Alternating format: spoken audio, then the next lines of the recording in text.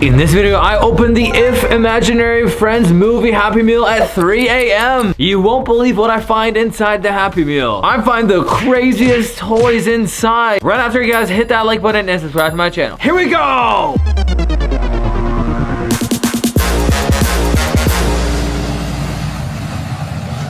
Alright everyone, while I'm waiting for my Happy Meal, we're gonna watch this video clip. It's called If Movie Behind the Scenes, because I still want to know more. I found this clip that you guys can actually watch, an extended clip, but if I watch it, I'm probably gonna get a copyright strike, but anyways, let's watch.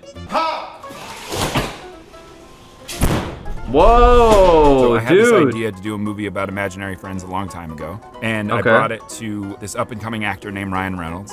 And he and I were talking about doing a movie together, and I said, I have this idea about imaginary friends, and I'm still figuring out exactly what it would be about, but would you want to be a part of it? And he was like, yes, definitely. And so what? Dude, that's cool. Imagine like having a movie idea and Ryan Reynolds is like, yes, yes! What? That's so awesome. A movie through the eyes of this little girl and actually show how imagination is not only this powerful tool to have fun, but also this enormous coping mechanism to make sense of things that might be difficult to make sense of otherwise. Way before the script was ever even written, we were kind of banging back ideas back and forth about this and about what it might feel like to shoot something that, you know, in essence feels like a live action Pixar. What the?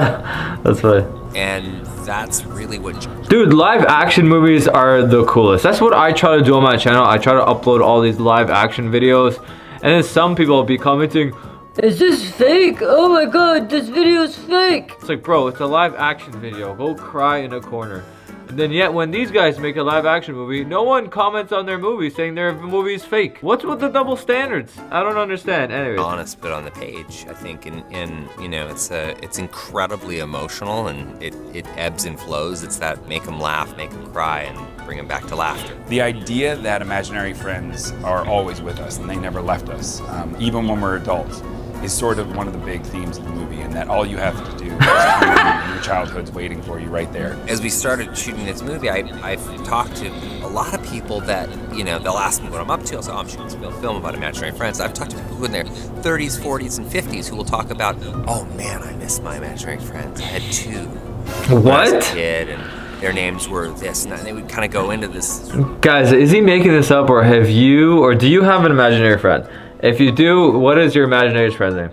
Wistful, nostalgic, and not the least of which emotional kind of reverie of when they were kids and that time when they had that friend that was there for them unconditionally and always. I am so excited for my kids to see this and totally terrified for my kids. Bro, how come I never had an imaginary friend? Where was mine?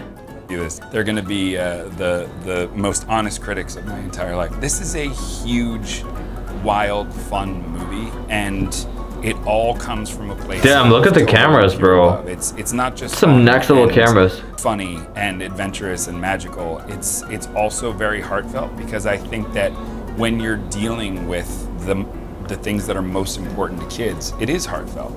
And the truth is, we all have a kid inside us. We just have to find a way to invite them to go back. And I think that I love that. I gotta say, I love that. That's what my entire channel is about. Like, some people kind of roast me because I make videos for kids, but at the end of the day, we all have a kid inside us, and I love bringing that kid out of everyone and bringing it to life and bridging the reality between your dreams, your imagination, and real life. So that's why I make a lot of these real life videos. Actually, I like creating the bridge between imagination and real life. So I hope you guys are enjoying all my horror parody live action videos. That's what I'm most excited about. It's not like The Quiet Place. Very different. Can you believe it? It's not the same audience. But no, it's beautiful. And someone who has grown up, I had many imaginary friends when I was little and stuff like that. When I was little, just having that imagination, I think I was somebody who had a very big imagination, very silly kind of a kid, and that carried on to a job and a career. And John kind of is showing that in this. It's a beautiful story about not losing that part of you. The real engine of the imagination of this film is John, who's written it, and because there's no cynicism in any beat of the imagination that he's put into it. There's no cheating. These are these creatures are as real to him as you or I. And so his That's awesome. And his I love total that. logic, abilities to place them, understand them, interrogate them, excavate the scenes, including them, makes you believe in it. In that way, I think that I don't know whether our imaginations are stimulated because we've still got to make the film. But I feel profoundly that it's going to ignite the imaginations of the viewer. Fiona. Yeah, is let's go. one of my Imagination. favorite people I've ever met in my life. Talk about a magical person. I'm not even sure she's a real person. She might be an if herself.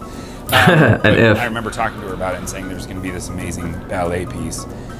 And we'll get you, a dance coach or whatever. And she said, oh, I did ballet till I was 16. And I said, what? And she That's right awesome. then and there just started to dance in front of me and do all these moves that she hadn't done for however many years. That's and amazing. I was blown away. And then I said, well, why did you stop? And she said, oh, just too old, too awkward, and too tall. And so that is the line that she will say in the movie, which is, I was too tall, too old, and too awkward. Who wants to see an older person dance? And that's exactly what happens. before Damn, she dances. so that's actually It was real. all just so serendipitous and beautiful. And the moment she said that, I was like, that's what the movie's about. I think Zelensky is brilliant That's at awesome. writing things about families. And I his never knew he was a previous writer and a documentary director. I is thought he about was just a guy families from The and Office. The bonds in families. And in this film, there's a child. There's obviously the wonderful IFs, but there's mainly 3 adults who are floundering. They're just flawed, and I think it's in that way a very grown-up film about what it is to be a child with adults. It's not in any way smoothing over any of that, and yet the adults too are out of touch with their childhood, and of course all adults are out of touch with their childhood, and do better when they get in touch with it. I struggle to think of a filmmaker that's been more informed So by funny. their own parenthood and children than John Krasinski. I mean, he filters all of his storytelling through that prism, and I think it's beautiful. But what's striking to me about it is that he can make a movie that is as scary and provocative as Quiet Place and Quiet Place 2, yet he can also do something as tender and unexpected and hilarious as Imaginary Friends. In my opinion, Ryan Reynolds is one of the most talented people we have ever had in this business, full stop. Not only is he clearly wildly funny, but he is so enormously talented in his performance. He has the ability to draw you in with his charm, with his comedy, but then also make these hairpin turns of emotion. He knows that timing isn't just about jokes. Timing is also how you get an emotional reaction out of someone too. And I'm just so excited for people to see him in a role like this, which, to be really honest, I don't think anyone else could have played. When he hosted us, Damn, I'm gonna have to watch this movie now. Many years ago, it might have even been my first year. I just remember thinking, this guy's absolutely hilarious. It's a shame he's so ugly. And, That's funny. he's hilarious. He's absolutely hilarious, and being in awe of him now. His comedy chops. That's funny. Now, it's a shame that he's just never did anything with it. One of my favorite characters is the character of Blue, who Steve Carell Blue. plays in the movie. And my idea for Blue actually came from an experience with my daughter Violet, who, when she was young, used to tell me that my favorite color was purple, even though my favorite color was clearly blue. And after 2 years, I buckled, and now purple is my favorite color. So when I was creating That's so the character funny. Blue, I thought, wouldn't it be fun to put that joke in the movie where this is a clearly purple character whose name is Blue. I was all because, wondering. I was like, why was the guy colorblind? Now we know. It's because of John. his kid was colorblind, and so you have the whole purple and blue joke all in one character. Wow, awesome. Is a purple pom-pom, essentially. He's 8 feet and 3 inches tall. Holy crap, that's and tall. He's the most huggable thing in the entire world. Unless He has it's short 3 little stubby a.m. legs and the biggest heart ever. And he's just full of joy. And his laughter is contagious. Getting to work with Steve on this movie again was like no other experience. I mean, to have such a shared history with him, and as a dear friend and coworker at an office, to be able to The dive into office. something Oh completely my God. different and see him be as talented as I always thought he could be in any realm. Of course, he jumps into the voiceover world. He seems to be having some luck with that. I mean, I don't think anybody brings that level of energy that level of comedy and that level of warmth all in one go. You know what I mean? He really is. Good laughing. You see the character of Blue. Show Blue here. When you see the character of Blue, it is innately the sweetest, funniest, most adorable character you've ever seen. Who can you get to be the sweetest, most adorable person? You go get Steve Carell. That's what you do. How would I describe the core message of this film? To have an imagination, and it's never over. You can still keep. Damn, going. it's never And over. even I though love that. you're having a terrible day, or you may feel like something is not going your way. There's always some time when it will. There may not. I like that, guys. I love that, because some of you, as you get older, people are gonna try to tell you that, hey, you can't do that, you can't do this, you can't do that. But I'm here to tell you that you should believe in your dreams. Okay, go for them and take the steps necessary. Believe in yourself. Now, but it'll come soon. I had a kind of an imaginary friend when I was a kid. It was Pookie. Pookie? was That's his funny. name, and he was like a bear, like a kind of a looked just like a teddy bear sort of thing. And my brother Jeff and I shared this imaginary friend. What the? Where is this bear popping out of? That does not look cute at all. It's something we still talk about. To this day. What's with the bear? This movie on every level, really kind of. Bro, that's one creepy looking bear.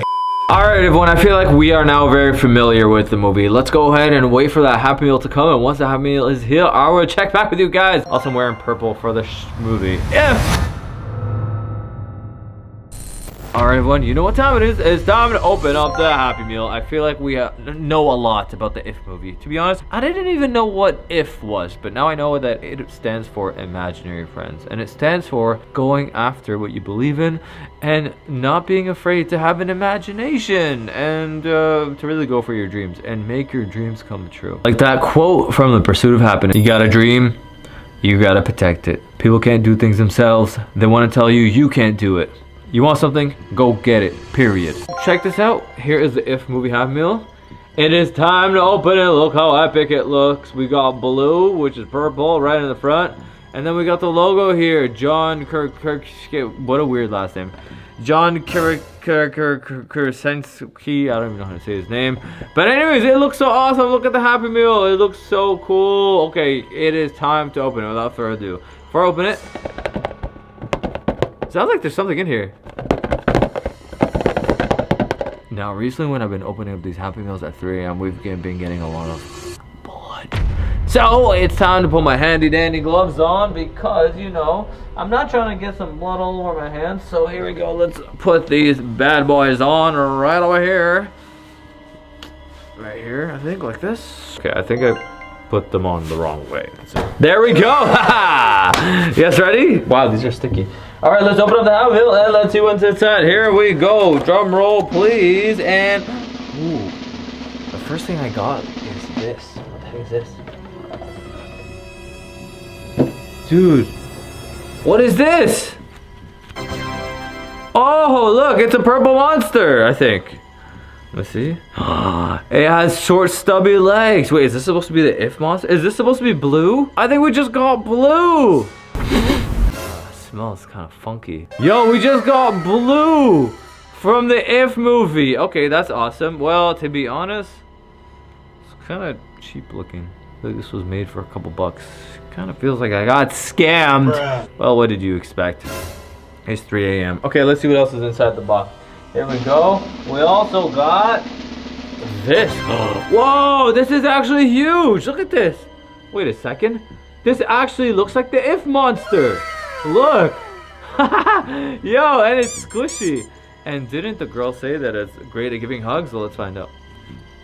Ah, that's a great hug. Oh, this is actually really cuddly. I'm not gonna lie. Yo, we got the IF movie monster. We got blue. How awesome is this? This is a cool looking plush. But you never know. It could be haunted. Guys, should I open this? Cut it open at 3 a.m. and see what's inside?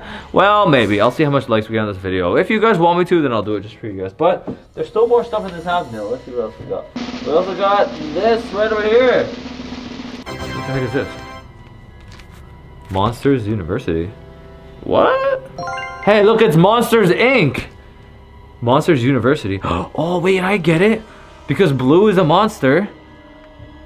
Do you guys think he went to Monster University? Well, I mean, we got an entire book, so let's see what is inside this book. It says it's by Disney's Pixar. Monsters University. Alright, well, let's check this out together. Here we go. Scary games. Monster University ID. Ooh. Oh my god, we got the green guy. What was his name? I don't really remember his name, but anyway, let's check out this book. What is that? Look at scary games. Dude, that's some EXC type stuff. Look at it, bro. What the heck? Dude, what kind of book is this? Bruh. Dude, this is like a haunted book. Bro, why is this written in blood? What?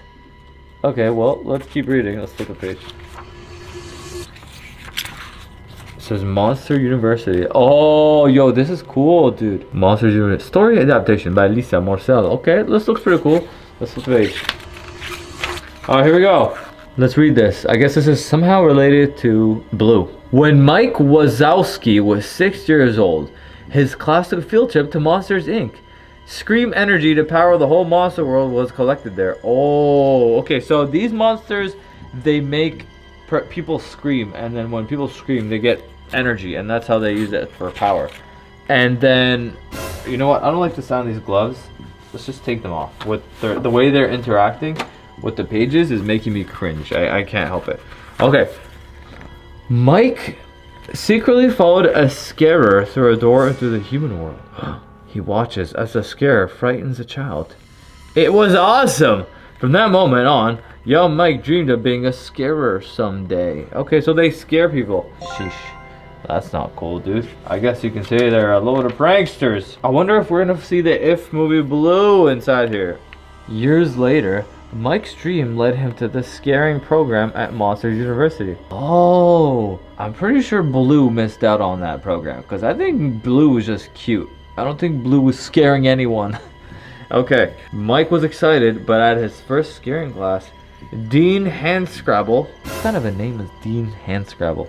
Dean Handscrabble announced that anyone who failed the final exam would be out of the scaring program. What? Imagine your whole life you've been trying to scare people and you get told that if you don't complete the exam that you're gonna get kicked out of the program? Talk about a scare. And here we go. Here's the school. This is what the university looks like. Check it out. Pretty cool. I can't believe we got this in the mail. After all, not every monster was as scary as the legendary Dean Handscrabble. Oh, so this is what Dean Handscrabble looks like. You guys see him? That's what Dean Handscrabble looks like. Okay, well, let's scrabble and look at the next page.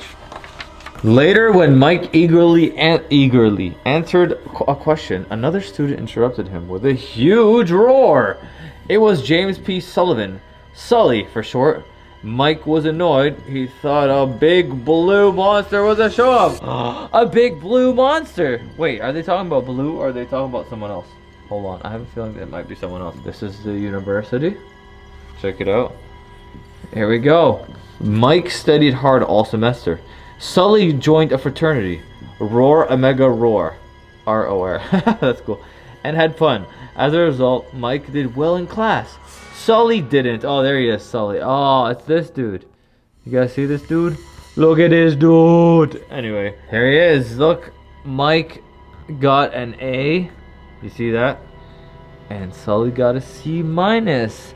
Look, this is a safe space. What grades are you getting? Are you a C student? Are you a B student? Are you an A student? Look, I ain't gonna judge you. Okay? I ain't gonna. Sometimes there's things that you ain't having it. I'm pretty sure when I was in elementary, I was like a C or B student, which is, except for gym class. So obviously everyone gets an A in gym. In high school, I was like a B plus type of student, you know.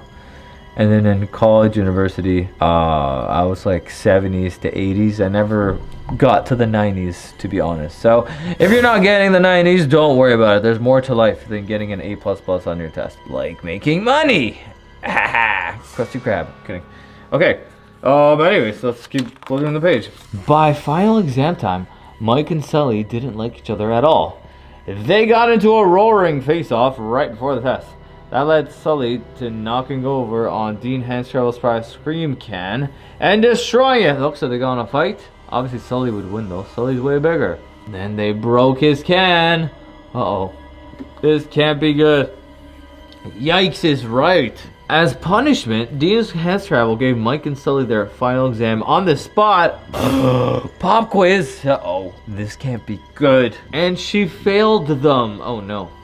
Although they were allowed to stay at a Monsters University, they had to leave the scaring program. The roaring Omega Scream R's kicked Sully out of the fraternity too. Well, sucks to suck, buddy. This is them getting in trouble by Dean Handscrabble. Look at that. What a crappy time for them. Mike wouldn't give up on his dream. The next semester, he joined Oskma Copa, okay, fraternity in order to enter the scare games. A week-long competition that would determine the scariest monsters on campus. Damn, that's pretty cool, actually. Look at that. Look at that. Everyone's entering. Nice, nice. Then he made a deal with Dean. If the fraternity won, they would be allowed into the scaring program. She agreed, but if the OKs lost, Mike had to leave MU. I think that's the university name. Sully wanted in on the deal and joined the OKs too. Mike was furious. Look at him. He's pissed. He's pissed. Look at him. He's freaking pissed. Why isn't Mike joining the fraternities? It's a little strange if you ask me. The OKs welcomed Mike and Sully to their fraternity house. They were excited about entering their scare games. Check it out. Look, they're like, all right, fellas, come on right this way. Let me show you your dorm room. And all the guys are like, hey, welcome to our frat, bro. You want a beer? Unfortunately, the OKs were friendly, cute, and cuddly. They definitely did not look like scarers. It tells me they're not gonna win the competition, or they're really gonna have to pull off a miracle here. During the first event, the Toxicity Challenge, Mike and Sully were so busy competing with each other that they left their team behind. The OKs were almost eliminated. Look at them. They're so busy completing the event that their team members back here are basically kind of useless. Well, what did you expect? They're trying to win the challenge. The next event, Avoid the Parent, was held in the school library. Here it is. Avoid the Parent. Hey, gee, that's quite a game. I wonder how you play that. Do you just avoid your parent? Kind of a strange game. Alright, they came close to losing. You see here, they're playing. They came close to losing the event when Sully fell off of a ladder. Uh-oh, he fell off of a ladder. It can't be good. Look how close he is to grabbing it. But the rest of the OKs worked together and got the team flag. Alright, that's awesome. Look, they got the flag. Nice. Looks like they got the flag. The OKs were happy, and they actually got invited to a mid-games party at the Aurora fraternity house. The ROR's fraternity pretended to be friendly until they dumped a rainbow-colored paint confetti and flowers on the OKs, making them look cuter than ever. Uh-oh, look, they made them look cute. No. Real scarers look like us, not like you, and toss a leader. So they tricked them. They invited them to a party and then they scammed them. Look, they made them look all cute. But they're supposed to look scary. Talk about betrayal. The OKs were ready to give up, but Mike sneaked them into Monsters Inc. for some inspiration. See what they all have in common? I asked Mike as they watched the scares at work. Not really, a pink monster named Squishy answered. There he is, Squishy. Exactly, exclaimed Mike. Now the OKs could see that the scare is given all shapes desires, and Mike and Sully realized that they had to start working as a team. Here they are. Look, he's showing them. He's like, look! Pay attention, it's time to become scary. Well, I'm pretty invested in the story. Do you guys think they're eventually going to win the competition or no? Mike started training the OKs every day. Wow, he was a great coach. The OKs passed the next two scare game events. This meant that they were going to the finals with the RORs. Check it out. Here we go. We got them chilling over here.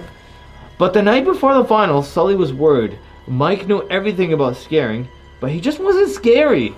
So Sully gave Mike some last-minute lessons. Mike felt confident, but Sully still had his doubts. Look at it.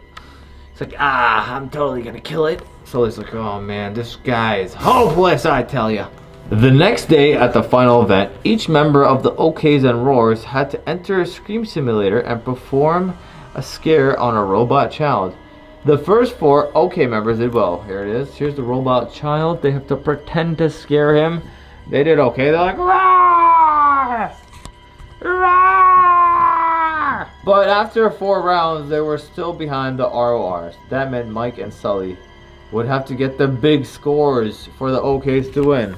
Because look, these guys were killing it. Look at them. The RORs are terrifying. Sully earned a great score. Now it's up to Mike. He gave the most heartfelt roar of his life. The robot child let out an enormous scream. Check it out. Here's the jump scare. You ready? Ah! The OKs won the scare game. Look. Oh my god, guys. They literally won. Yeah. Later, Mike discovered that Sully had cheated. What? How did Sully cheat? He had changed Mike's settings on the simulator from hard to easy. You don't think I'm scary? Mike said to Sully. He felt hurt and let down, and so did the OKs. Well, what does it matter? They won, right? I'm kidding, don't cheat. But you can just change the settings and still win? How does that even make sense? Look, he's pissed off. Look at him, he's pissed. Mike decided to prove that he really was scary. He sneaked into the DoorTech powered up lab, or DoorTech lab, powered up a door to the human world and walked through it. An alarm blared around campus. What Mike was doing was very dangerous. Uh-oh. He's going to scare a human. Inside the child's room, Mike crept to a youngster's bed, leaped up and roared as loudly as he could. Check it out. What happened? The child sat up in the bed and smiled. "You're funny," she said. Mike suddenly felt many eyes watching him. He wasn't in a bedroom. He was in a cabin full of campers. Uh-oh. That's so awkward. Oh my god, everyone caught him. Meanwhile, Sully guessed what Mike was up to, ran to the lab. When Sully got inside, Dean Hanscrabble was holding back a crowd. The OKs distracted the guards so that Sully could slip through the door and rescue Mike. Look, he's gonna slip through the door. How is he supposed to fit through the door? When Sully entered the cabin, it was empty. Then he spotted an open window and suspected that Mike escaped through it. Uh-oh. Alright guys, this book's almost done. Let's see what happens. Sully found Mike sitting by a lake. "You were right," Mike told him. "They weren't scared of me." "You aren't the only failure here," Sully admitted, explaining he had messed things up in his entire life. Look at him. "They got him a failure too, Mike." Suddenly, Rangers appeared. There was no time to lose. Mike and Sully raced back to the cabin to return to Monsters University. Check it out. The Rangers, they're like, "What is that sound? There's gotta be something here. Jerry, keep your eyes out." Meanwhile, these guys are like, "Run for your life!" Wow, talk about gone wrong. There was just one problem. Hanscrabble had powered down the door. Mike and Sully were trapped. Then Mike had an idea. If they could really scare the Rangers, they might create enough scream energy to power the door back up. "Look, I got a plan. I got it all figured out. We just gotta scare the Rangers." There they are, the Rangers. When the Rangers entered the cabin, Mike and Sully set up their big scare. They clawed the walls, fluttered the curtains, slammed the doors, and toppled over the bunk beds. Wow, talk about paranormal. I should invite them to abandoned places. Maybe they can make my videos scarier. Then, on Mike's cue, Sully leaped out with his ferocious roar. The Rangers screamed and screamed as a huge blue monster loomed over them. Look how terrifying it looks. It looks so scary. In the lab, Hanscrabble watched in disbelief as Mike and Sully exploded through the door. "How did you do this?" Hanscrabble asked, amazed. Just then, agents from the Child Detection Agency burst into the room. They led Mike and Sully away. Look at them bursting through. Because Mike and Sully had broken so many rules, they were kicked out of Monsters University. However, Dean's Hanscrabble, what a weird name, allowed the rest of the OKs into the scaring program for their great performance in the scare games. And they lived happily ever after. Is that the end? Okay, there's one more page. Before Mike and Sully left MU, Mike had seen an ad for mailroom workers at Monsters Inc. They got the jobs and quickly moved up in the company. After years of hard work, Mike and Sully became the first scare team at Monsters Inc. "You coming, coach?" asked Sully as they walked into a scare floor, their first day on job. Mike smiled. "You bet I am." Mike was finally where he belonged. He was working on a scare floor, doing a job he loved with his best friend. It really was a dream come true. Aw, don't you like a happy ending? And there you have it. See you at MU. Don't forget to go to university and college and have an awesome time. To be honest, I enjoyed that book, and I think that's all we have in the Happy Meal. Yep, there's nothing else in it. So, hope you guys enjoyed that video. Can't wait to read all your comments in the section down below. Love you guys so much. Don't forget to come to my channel every single day at 2 p.m. and Saturday and Sunday at 10:30 in the morning. Dragon family, I'll see you in the next video. Peace.